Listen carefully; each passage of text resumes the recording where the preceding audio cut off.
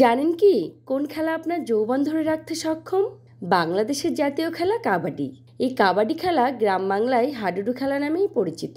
হাডুডু খেলা নান্দনিক সৌন্দর্যে ভরা এক নাম, যা গ্রামের মেঠো পথ, বাড়ির আঙিনায় বা যে কোনো খোলা জায়গায় খেলা হতো।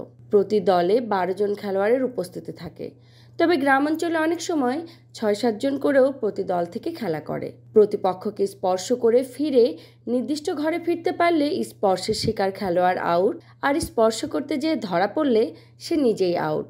হাডুডু খেলা কেবল শক্তি প্রদর্শনী নয়, বরং এর কৌশলও বিশেষভাবে কার্যকর। গ্রামের আবাল বৃদ্ধ বনিতা সকলেই অতি রোমাঞ্চের সাথে উপভোগ করত এই খেলা। অতীতে প্রায় সারা বছর যাবৎ হাডুডু খেলার আসর বসত এবং দূর দূরান্ত হতে লোক সমাগমও হতো প্রচুর। এমন একটা সময় ছিল যে সময় গ্রামে গ্রামে হাডুডু খেলার মহা আয়োজন চলত। এক গ্রামের সাথে অন্য গ্রামের, এক ক্লাবের সাথে অন্য ক্লাবের, এবং পুরস্কারও থাকতো আকর্ষণীয়। বাংলাদেশের বাস্তবতায় গ্রাম বাংলার অত্যন্ত জনপ্রিয় এই খেলা একসময়ের মধ্যে জাতীয় খেলার গৌরবও অর্জন করে। কাবাডি জাতীয় খেলা হওয়ায় এর গুরুত্ব বহুগুণেই বৃদ্ধি পেয়েছে।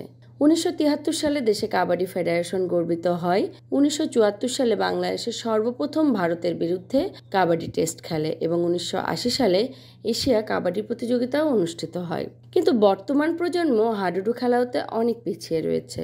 গ্রামীণ পরিবেশের সাথে একাকার আমাদের এই জাতীয় খেলা কাবাডিকে বাঁচিয়ে রাখা এখন সময়ের দাবিদার।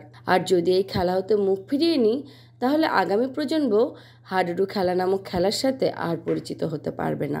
Desk report, voice of tiger.